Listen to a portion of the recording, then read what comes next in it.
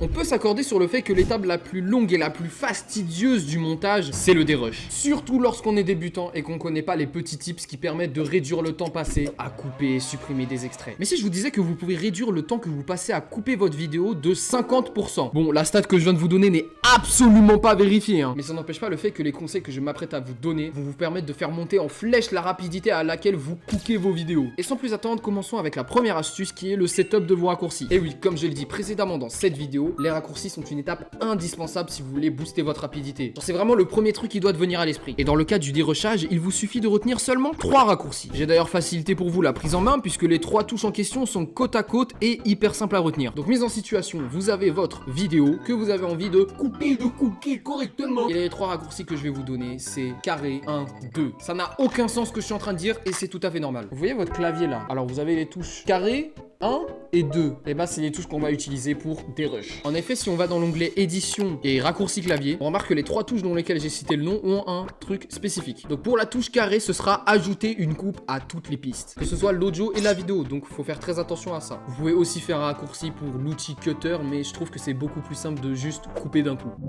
Le second raccourci, c'est sélectionner l'élément à la tête de lecture. Alors qu'est-ce qui permet de faire ce raccourci? C'est très simple. Il permet de sélectionner la vidéo qui est prise. Vous allez me dire que c'est pas très utile pour l'instant, sauf que couplé avec le deuxième raccourci, c'est giga banger. Puisqu'en effet, le dernier raccourci, c'est supprimer et raccorder. Parce que je sais pas si vous avez remarqué, mais quand vous supprimez un élément, il y a toujours cette espèce de blanc et vous êtes obligé de récupérer le truc et de le glisser. C'est mort, c'est terminé ça. Puisque maintenant, vous utilisez le premier raccourci qui est sélectionner toutes les pistes et le deuxième raccourci qui est supprimer et raccorder.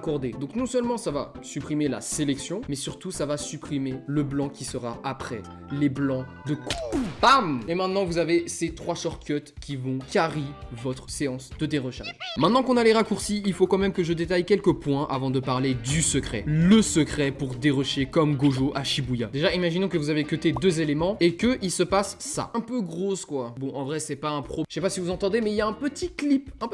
Et ça c'est extrêmement désagréable. Oui c'est juste des détails mais les détails font toute la différence. Bien pour faire ça vous pouvez par exemple je sais pas aller dans effet, dans fondu pour mettre un fondu audio. Ce qui paraît tout logique. Sauf que il y a un raccourci pour ça. Et ce raccourci c'est appliquer les transitions vidéo et audio. Non seulement ça marche sur les audios mais aussi sur les vidéos. Franchement je suis trop bénef comme gars. Abonnez-vous. Personnellement je l'ai mis sur CTRL D mais il me semble que de base c'est CTRL SHIFT et D. Dans tous les cas ça n'a pas d'importance puisque je fais CTRL D et on a le fondu et grosse quoi. Bon en vrai c'est plus ce petit crépitement. Second petit détail, vous me voyez venir, c'est les blancs. Alors on pourrait croire que je suis raciste avec la vidéo dans laquelle j'ai dit que je détestais les blancs. Mais vos putains de blancs frère, on s'en bat les couilles de vos blancs de merde. Mais je vous jure que ça n'a rien à voir avec On m'a dit dans les commentaires que parfois les blancs ça peut être utile pour instaurer une ambiance particulière. Et ça je suis d'accord, je suis complètement d'accord même. Sauf que lorsque vous êtes débutant, vous ne savez pas quand faire les blancs. Donc dans tous les cas, cutez-les tous. Et surtout si vous faites une vidéo dynamique. Maintenant qu'on a toutes les informations nécessaires, on a déjà fait la moitié du boulot. Mais le plus dur arrive puisque l'étape suivante, c'est la pratique.